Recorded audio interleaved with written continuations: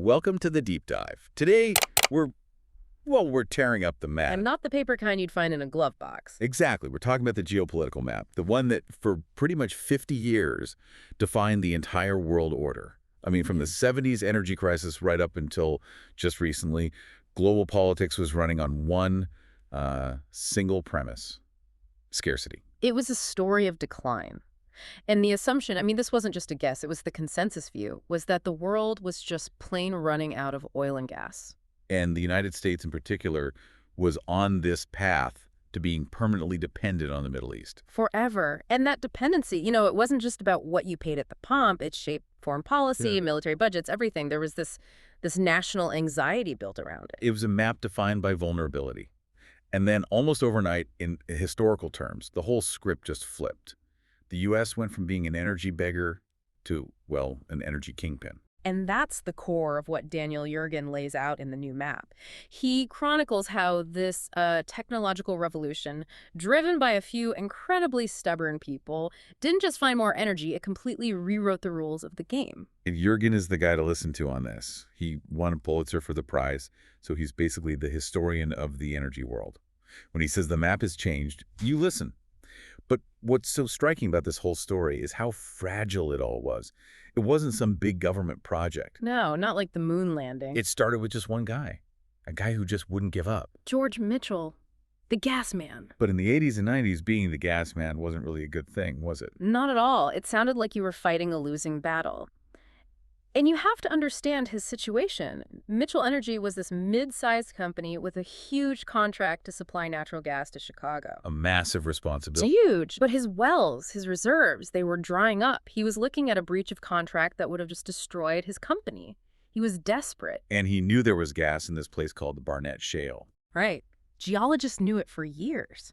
But the rock itself was the problem. This is where we should probably get a little technical. Right. Because we all hear the word shale, but what is it? Why was it a dead end? It's all about permeability, or really, the complete lack of it. Shale is a rock that's hyped. It's tighter than concrete. The gas is in there, but it's trapped in these microscopic pores. So even if you drill into it, the gas can't move. It's locked in. It can't flow to the well. And the industry dogma was simple. You can find it, sure, but you can't get it out economically. So Mitchell pours 17 years and $250 million into proving the entire industry wrong. And his own engineers thought he was crazy. They literally called it his science experiment, and they wanted to shut it down. It's a classic story, but he just kept at it. They were using fracking, which wasn't new. Not at all. It's been around since the 40s. Right. But the way they did it was with this thick gel-based fluid. They used something called GAR. GAR? Wait a second, that sounds familiar. Like a food additive. Exactly. GAR gum. It's from a bean. You find it in ice cream, salad dressing. It's a thickener. And the industry believed you needed this thick goop to carry sand into the cracks to prop them open. But it was expensive. Very expensive. And sometimes the gel was so thick it would just clog up the very fractures it was supposed to create. Which brings us to the big moment. Spring of 1998, the S.H. Griffin No. 4 well. What was the tweak that changed everything? It was almost an accident, a cost-cutting measure, really. Yeah. A manager named Nick Steinsberger was just trying to save money. He looks at the bill for the Garger and basically says, what if we just stop using it? So instead of some new super chemical, he swapped it for what they called slick water. It was mostly water with just a tiny bit of a friction reducer. he took the ice cream ingredient out of the water. Pretty much, yeah. And they pumped it into the well. The gas flow wasn't just good, it was off the charts. The thin water created this complex web of tiny fractures, releasing way more gas. They'd cracked the code. The shale gale was on. It's amazing. American energy independence basically owes a debt to a guy trying to save a few bucks on a food thickener. But this created a brand new problem, right? Mitchell was so successful, he just flooded the market with gas. Exactly. The price of natural gas just collapses. Which brings us to the next big pivot in the story. And the next major character. Right. Mark Papa, the CEO of EOG Resources, he sees the gas price cratering and knows his company is in trouble if they don't find something else. He wants to switch to oil. But he runs into that same wall of industry dogma. That you can't frack for oil and shale. Yeah, the logic was all about molecular size. A methane molecule gas is tiny. An oil molecule is much bigger, more complex. And the thinking was that the oil molecules were just physically too big to get through the pores in the shale. So they'd be stuck there forever. Yeah. How did Papa figure out that was wrong? He didn't just rely on theory. He had his team take actual rock samples and put them under electron microscopes. They measured the pore throats, the little tunnels in the rock, and compared them to the size of oil molecules. I just love that image. Oil executives huddled around a microscope. And it worked. They found out that oil molecules could fit. It was tight, but it was possible. The dogma was wrong. And Papa realized this, so EOG goes out and quietly, secretly, leases 500,000 acres of the Eagle Ford Shale Before anyone else caught on. for about $400 an acre. And after the secret was out, The price shot up to $53,000 an acre. The U.S. was suddenly awash in not just gas, but oil. which created this massive infrastructure problem. The whole country's energy system was built for the old map, built to bring energy in, not send it out. And the best story to illustrate that is Sharif Suki at Cheniere Energy. He was building an $8 billion terminal to import liquefied natural gas. He was betting everything on scarcity. Everything. And while he's pouring the concrete, producers start calling him saying, hey, we don't need to import anything. We're drowning in gas. Can you flip this thing around and help us export it? An $8 billion U-turn, that is. Yeah. That's a big gamble. It was a gamble that completely changed global trade. The U.S. went from being a future top importer to a top exporter, sending LNG to Brazil, to India, to Europe. It rewired the world's supply chains. And it wasn't just about selling the gas either. Yergin calls it the manufacturing renaissance. Because cheap energy is like a magnet for heavy industry. Natural gas is both your fuel and your feedstock, the raw material.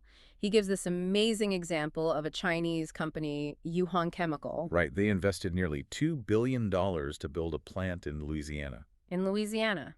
A Chinese company building a factory in the U.S. to make chemicals to ship back to China. That's the complete opposite of the globalization story we've been told for 30 years. That's the power of the shale advantage. It just became cheaper to make it here. But of course, this kind of economic shift was a direct threat to the person who was most invested in that old map. Vladimir Putin. His entire strategy for Russia is built on energy leverage. Absolutely. He apparently dislikes the term energy superpower, thinks it sounds like a Cold War thing.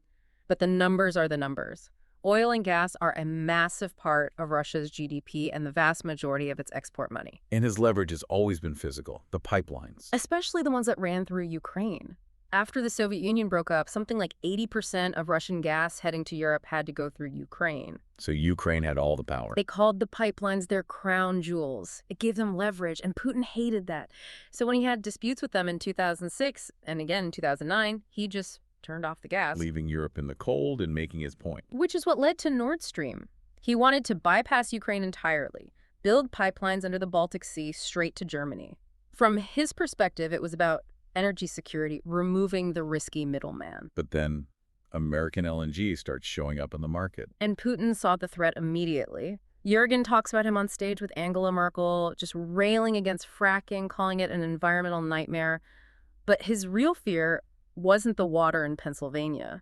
It was that Europe would have another option. Exactly. That his monopoly and the political power that came with it would just evaporate. Then 2014 happens. Russia annexes Crimea, and the West hits them with sanctions. But Yergin points out something really subtle about those sanctions. Right. They weren't designed to stop the oil flowing right then, because that would have just spiked global prices and hurt everyone in the West. So what did they target? The future. They were surgical. They banned the transfer of technology for Arctic drilling and for shale exploration. They were trying to stop Russia from having its own shale revolution down the road. But then, partly because of all the new U.S. supply, the price of oil crashes anyway, and you'd think that would cripple Russia. You would. But this is where this kind of bizarre economic shock absorber kicks in. When oil prices crashed, the Russian ruble crashed right along with it. It lost about half its value against the dollar. Which sounds like a disaster. For a Russian consumer buying an iPhone, it is. But if you're a Russian oil company, think about the math. You sell your oil on the world market in dollars, but all your costs, your worker salaries, your taxes, your local equipment, you pay for those in rubles. I see it. So even though you're getting fewer dollars for each barrel, each of those dollars now buys twice as many rubles. Their costs were effectively cut in half. So their profit margins in their own currency were protected. It cushioned the blow entirely. Russian production actually went up during the price crash. It was a paradox nobody in the West really saw coming. So Russia weathers the storm, the U.S. is booming, which brings us to this new world order. It's not just OPEC anymore. Yergin calls it the Big Three: the United States, Russia, and Saudi Arabia. They are the new center of gravity. And for the U.S. to really take its place, it had to undo one last law from the scarcity era. The crude oil export ban. It's kind of wild to think that for 40 years it was actually illegal to export American oil. A total relic. The idea was, we're running out, we have to keep every drop for ourselves. But by 2015, we were producing so much of this light shale oil that our own refineries couldn't even handle it all. They were built for heavier stuff from overseas. We had oil we couldn't use and couldn't sell. Exactly. It was a massive inefficiency. The politics of lifting the ban were stuck, as usual. How do they break the logjam? It was a classic Washington trade. In December 2015, the deal was cut. Republicans got the export ban lifted for the oil industry. In return, Democrats got a 5-year extension on tax credits for wind and solar power. So the deal that unleashed U.S. oil on the world also funded the green transition. Inadvertently, yes. It fueled the present and the future at the same time. And Yergin also uses this great contrast between Mexico and Brazil to show how much politics matters on this new map. It's a perfect case study. In Mexico, you have President López Obrador, AMLO, who's very much looking backwards. He wants to restore the old state monopoly, Pemex, and he's pushed out foreign investment. So their production is falling, even though they have the resources. They have the geology, but the wrong policy. Brazil, on the other hand, went the opposite way. They have these huge offshore pre-salt reserves, and they open the doors to international companies, to new technology. Their production boomed. It proves geology isn't destiny. Politics is. Okay, before we finish, we have to talk about the bird. The bird lawsuit. It's such a perfect, almost absurd example of the friction in this whole era. So a huge shale company, Continental Resources, gets criminally charged by the federal government for the death of one bird, Assay's Phoebe. It wasn't even endangered. They found it near one of their pump jacks in North Dakota. And instead of just paying a fine, they fought it. They fought it on principle. Their defense was brilliant. They basically said, look, if an accidental bird death is a felony, then every single person who owns a house cat is a criminal. Because cats kill billions of birds. Billions. And so are people who drive cars or own skyscrapers with glass windows. The judge actually agreed and threw the case out. But it just shows how this boom was constantly colliding with a regulatory world that wasn't built for it. So here we are. The new map, scarcity is gone. We're in an era of abundance and competition.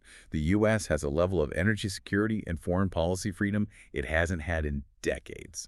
But the book and our reality ends on this huge question mark. The energy transition. We just spent this entire deep dive talking about how we rebuilt our global strength on fossil fuels. And now the mission is to move away from them.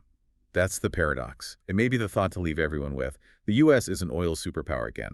Our economy is tied to it. Does that make the green transition harder? Or does it make it easier? It's the ultimate complication. Having that security of supply gives you options, which is good, but you also have this massive economic engine that you're supposed to be shutting down. The map has definitely been redrawn, but where the road is actually leading, well, that's still very much up for debate.